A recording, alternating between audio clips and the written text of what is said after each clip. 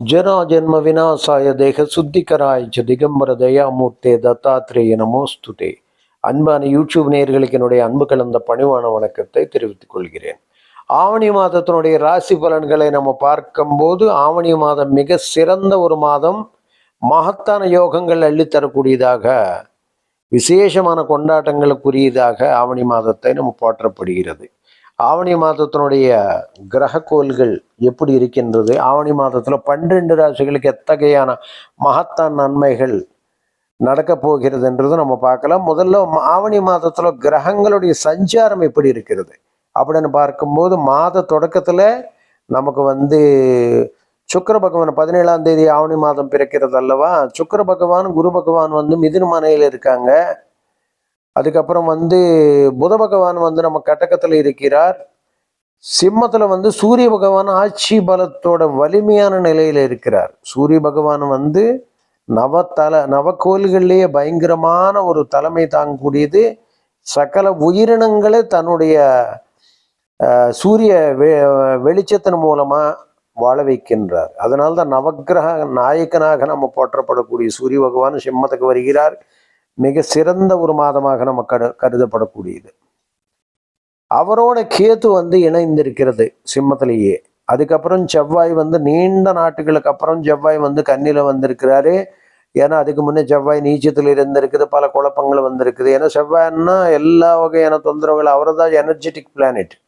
அவரை நீச்சம் அடைகிறார் அப்படின்னும் போது பல தொந்தரவுகள், பூமி சம்பந்தமான பிரச்சனைகள், விபத்துகள், ஆபத்துகள், நெருப்பு சம்பந்தமான விபத்துகள் இதெல்லாம் நடந்திருக்குது. அதுக்கப்புறம் செவ்வாய் கேத்தோட மாட்டிக்கிட்டாரு.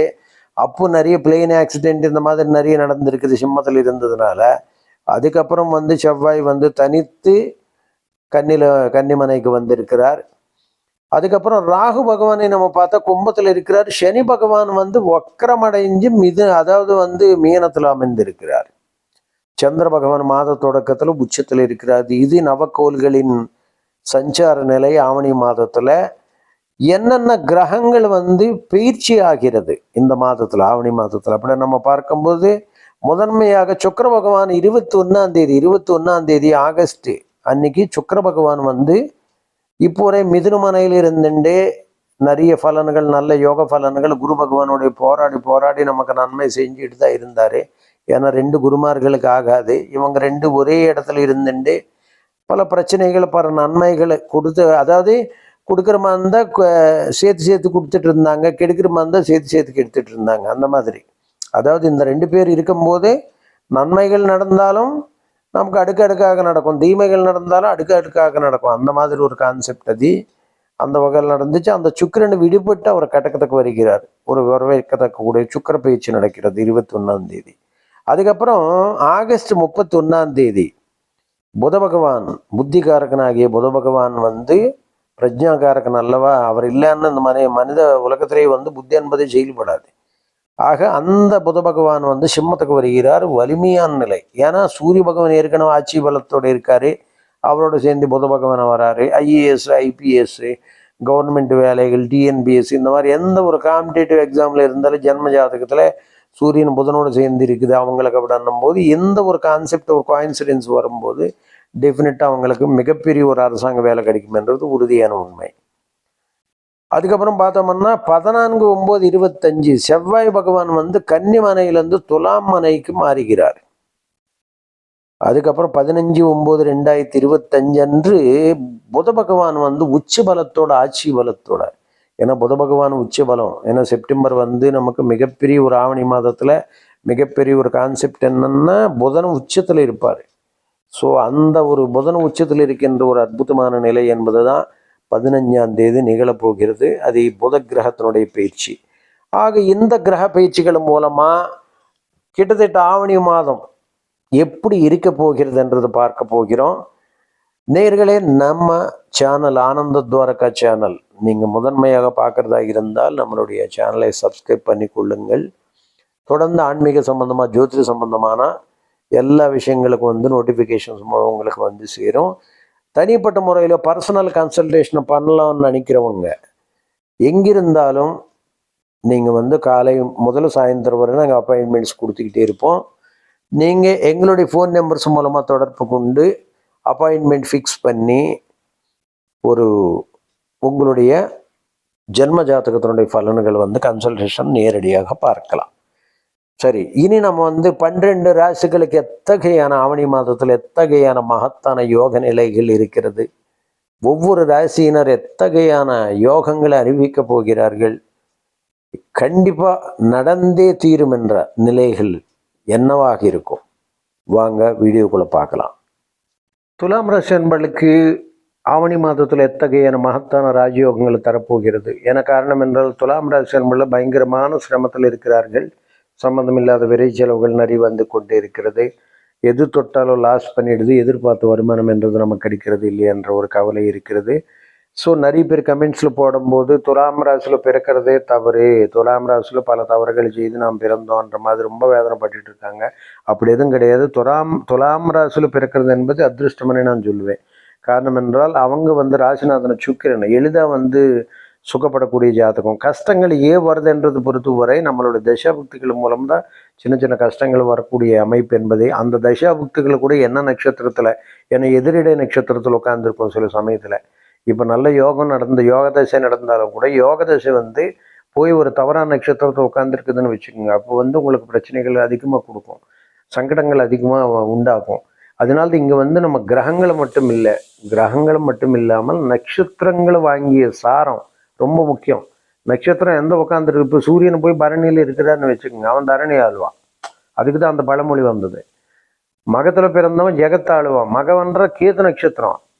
ஸோ இந்த மாதிரி ஏன் சொல்லியிருக்காங்கன்னா, அந்த நட்சத்திரத்தை பிறந்தவங்களுக்கு பெரும்பாலும் உன்னதமான வாழ்க்கை அது கொடுக்கறதுக்கு ரெடியான நிலையில் இருக்கும். ஆனால் உங்கள் நட்சத்திரங்களை கரெக்டாக போய் கரெக்டான நம்ம அதாவது அந்த கிரகங்களை வாங்கிய நட்சத்திர சாரம்ன்றது ரொம்ப முக்கியமானதாகும். புரியுதுங்களா? அந்த மாதிரி இருக்கும்போது உங்களுக்கு இப்போ ராகு ஒரு விதத்தில் சொல்கிறேன். இப்போ ராகு ஒரு 6ஆம் பாவத்தில் இருக்குது. அதுக்கு அனுகூலமான நட்சத்திரம், அதாவது ஃப்ரெண்ட்லி கன்ஸ்டலேஷனில் இருந்தால் மிகப்பெரிய ராஜயோகம் கொடுக்கும். அதே எதிரி வீட்டுக்கு போய் இப்போ நீங்கள் பச்சை தண்ணி கொடுங்கன்னா கொடுக்க முடியுமா? எதிர் வீட்டுக்கு போகிறதே ஒரு பயத்தோடு போவீங்க. அங்கே வாங்க உட்காருங்க, அவங்க தண்ணி கொடுங்கன்னா அந்த தண்ணி கொடுத்தாலும் நீங்கள் கொடுக்க மாட்டீங்க. ஏன்னா எதிர் வீட்டில் நம்ம தண்ணி கொடுக்கக்கூடாதுன்னு நினைப்பீங்க. மனசில் ஒரு தேவையில்லாத ஒரு பயம் இருக்கும்.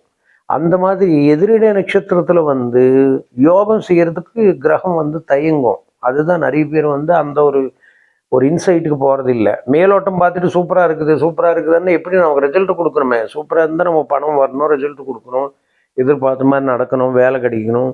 அது ஆப்போசிட்டில் நடக்கும்போது நமக்கு நம்பிக்கை இழந்து போயிடுறோம் நிறைய பேர். ஸோ இது எல்லாத்துக்கும் ஒரு வீடியோ நான் போடுறேன். ஆக்சுவலி எதனால இப்படி நடக்கும்னு அந்த உங்களுக்கு எக்ஸாம்பிள்ஸ் போட்டால் தான் நல்லா இருக்கும். ஸோ மாத தொடக்கத்துலேயே ராசிநாதன் சுக்கின் உங்களுக்கு பாக்கியஸ்தானத்தில் பலமாக இருக்கார். சுக்கின் சுபகிரகங்களை முக்கால் சூப்பர். அவர் பாக்கியத்தில் இருக்கும்போது பாக்கியம் அபாரமாக கொடுப்பார், மாற்று கருத்தே இல்லை. அங்கே குரு வேற உட்காந்துருக்கு. 2 குருக்கள் இருக்கிறதுனால தான், அதாவது ஒரு அசுரகுரு தேவகுரு 2 குருக்கள். ஆவணி மாதத்தில் நமக்கு என்னன்னா குரு 21ஆம் தேதி, ஆகஸ்ட் 21ஆம் தேதி குரு சுக்கிர பகவான் உங்களுக்கு 10ஆம் வீட்டுக்கு தொழில் ஸ்தானத்துக்கு வந்துடுறாரு. தொழில் ஸ்தான சுக்குன்னு போகிறது ரொம்ப நல்லது. ஏன்னா உங்களுக்கு இருக்கிற தொழிலில் பயங்கரமான நல்ல யோகங்கள். ஏன்னா உங்களுடைய தொழில் ஸ்தானாதிபதி சந்திர பகவான். சந்திர பகவான் அதாவது மாறிண்டே இருப்பார் 2 நாளுக்கு ஒரு தடவை. அதனால்தான் 10ஆம் இடத்துல இருக்கின்ற கிரகங்கள் 10க்குடைய தசாநாதன், அதை 10க்குடைய ராசிநாதன் சந்திர பகவான். அந்த 10ஆம் வீட்டினை இன்ஃப்ளூயன்ஸ் பண்ணுகின்ற கிரகங்களை பொறுத்து உங்களுக்கு தொழிலில் வளர்ச்சி என்பதை காணப்படும். ஆக இந்த இடத்துல 10ல் சுக்கின்னு வருந்தப்போ எளிதாக நீங்கள் தொழில் பெறக்கூடிய நிலை என்பது ஏற்படும். ராசிநாதன் போய் 10ல் உட்காந்துருக்கிறாரு. ஜீவனத்துக்கு அற்புதமான வழி உண்டு. ஸோ ஜீவனத்துக்கு எந்த விதமான கஷ்டம் கொடுக்காது. That is very important. அப்போ செகண்ட் லார்டு 2 7 செவ்வாய் எங்கே இருக்கிறார்? 2 7 செவ்வாய் நமக்கு 12ஆம் இடத்துல இருக்கிறார் இப்போ. அதனால தான் 12ல் செவ்வாய் இருக்கிறதுனால கொஞ்சம் ஆஸ்பத்திரி செலவு, நோய் நொடி, சம்மந்தம் இல்லாத பிரச்சனைகளை, தூக்கமின்மை, இந்த மாதிரி பல தொல்லைகள் கொடுப்பார் செவ்வாய் 12ல் இருக்கும்போது. ஏன்னா நெருப்பு கிரகம் வேற, நமக்கு உடல் ஆரோக்கியத்தை நிச்சயமாக கெடுப்பார். அவர் இப்போ செவ்வாய் நமக்கு மாறுறாரு. எப்போ மாறுறாரு? 14/9 அன்னைக்கு துலாமில் உங்கள் ஜென்மராசிக்கு வந்துடுறாரு. அவர் 14/9 உங்கள் ஜென்மராசிக்கு வந்துடுறாரு. அதனால தான் அது மாத கடைசி ஆவணி மாதம் முடிவு போகுது. அந்த டைமுக்கு இன்னும் 2-3 நாள் இருந்தாலும் அவரை தொல்லையிலேருந்து நீங்கள் விடுபடுறதுக்கு உண்டாகின வழி தெரியுது. 3 குரு பகவான் உங்களுக்கு மறைவு ஸ்தானங்கள் தான் எடுத்துக்கிறாரு. 3 6 3 எடுத்துக்கிறாரு முயற்சி. 6 ஏன் அவர் கொடுக்கப்பட்டதுன்னா நீங்கள் முயற்சி பண்ணி தான் முன்னுக்கு போக முடியும். அந்த முயற்சி ஸ்தானத்தில் குரு பார்க்குறார். ஸோ எடுக்கும் முயற்சிகளில் வெற்றி என்பது உறுதியாக கிடைக்கும்ன்றது மாற்று கருத்து இல்லை. 6 நோய் ஸ்தானாதிபதி. ஸோ 6 அவரும் போய் 9ல் இருக்கிறாரு. ஸோ 9ல் இருக்கும்போது உபயராசியில் இருக்கிறதுனால 3 6 கூடையவனை போய் 9 ராசியில் இருக்கும்போது நோயாதிபதி 9ல், அதாவது அந்த இடத்துல இருக்கும்போது உங்கள் ஜென்ம ஜாதகத்தில் குரு 9ல் இருக்கும்போது நிச்சயமான தொந்தரவு கொடுக்கும். அதாவது ஜென்ம ஜாதகத்தில் குரு இருக்கும்போது உங்களுக்கு 3 6 கூடை வலுவடையக்கூடாது. அவர் 3 6 கூடை கெட்ட ஸ்தானங்களுக்கு அதிபதியாக இருக்கிறதுனால ஆதிபத்திய சிறப்புகள் 3 6 பெற்றதுனால நோய் நொடிகள் தொந்தரவு பண்ணுவார். 9ல் போய் உட்கார்ந்தா நோய் நொடி தொந்தரவு பண்ணுவார். ஆக குரு பகவான் இங்கே 3 6 கூடையவன் துலாம் ராசி பொறுத்தவரை கிட்டு விட வேண்டும் என்ற ஒரு கருத்து இருக்குது. அப்படி கிடையாது. குரு பகவான் வந்து நல்ல வலிமையான நிலையில் இருக்க வேண்டும். அதாவது ராசியில் இருக்கலாம், துலாம் ராசியில் இருக்கலாம், இல்லை 7ஆம் வீட்டில் இருக்கலாம், கேந்திரத்தில் இருக்கலாம். உபயராசிகளை பர்டிகுலர்லி மிதுனில் தவிர்த்து, ஏன்னா மிதுனில் இருந்தால் திருமண வாழ்க்கை பாதிப்பு கொடுக்கும். ஜென்ரலாக சுக்குன்னு வந்து மிதுனத்தில் வந்துட்டான்னாவே உங்களுக்கு பாதிப்பு கொடுக்கும். குரு பகவான் அந்த இடத்துக்கு வந்தாவே நோய் நொடிகள் தொந்தரவு எல்லாம் கொடுக்கும்.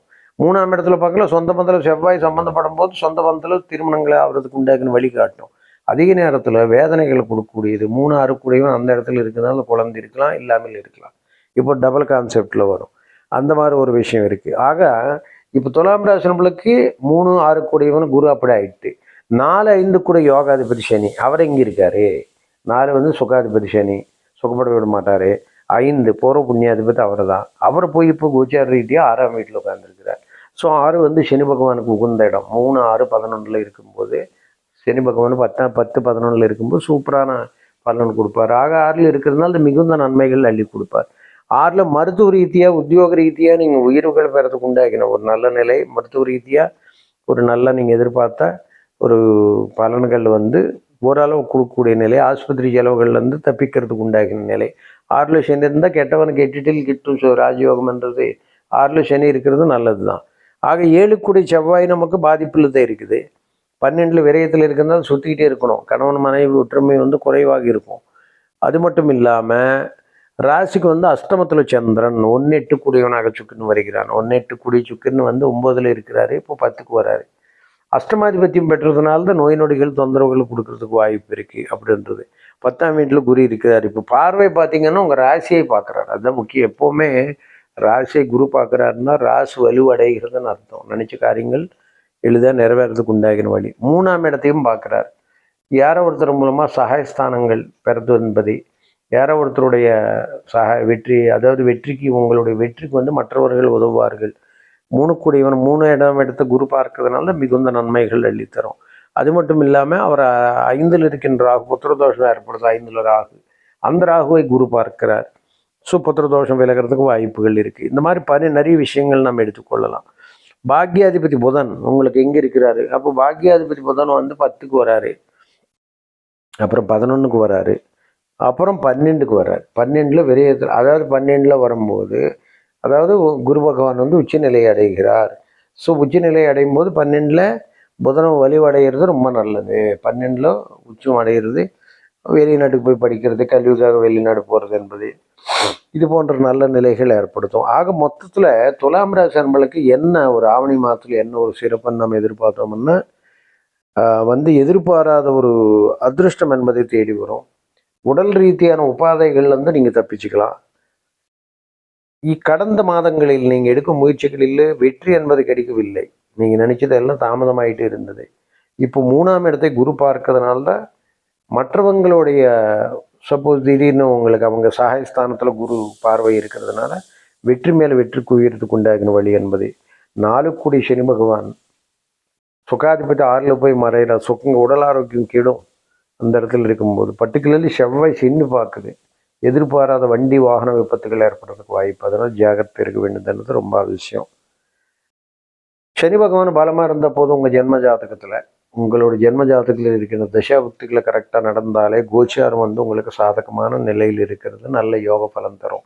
ஆக ரிஷபராசியில் இருக்கின்றவர்கள், அதே துலாம் ராசியில் பிறந்தவர்களுக்கு ஒரு மிகுந்த ஒரு நன்மை அளிக்கக்கூடிய ஒரு இடமாக நமக்கு வந்து இந்த காலகட்டத்தில் நம்ம பார்க்கலாம். செப்டம்பர் மாதம் பெரும்பாலும் உங்களுக்கு புதன் உச்சத்தில் இருக்கிறதுனால மிகுந்த நன்மைகள் அள்ளித்தரத்துக்கு உண்டாகின வாய்ப்பு என்பது துலாம் ராசி நண்பர்களுக்கு நிச்சயமாக கிடைக்கிறது. ஏன்னா காரணம் புதன் சுக்கிரன் வந்து ரொம்ப ஒரு யோகத்தை தரக்கூடிய கிரகங்கள். அந்த கிரகங்களுக்கு உண்டாகிய உறுதியான காலமாக அது செப்டம்பர் அக்டோபர் மாதங்கள் நம்ம பார்க்கறதுனால தான் இந்த 2 மாதங்கள் உங்களுடைய ஏற்றங்கள் முன்னேற்றங்கள் உறுதியாக இருக்கும் என்பதில் மாற்று கருத்து இல்லை. சர்வேஜனா சுக்கினோ பவ சுக்கி பவ.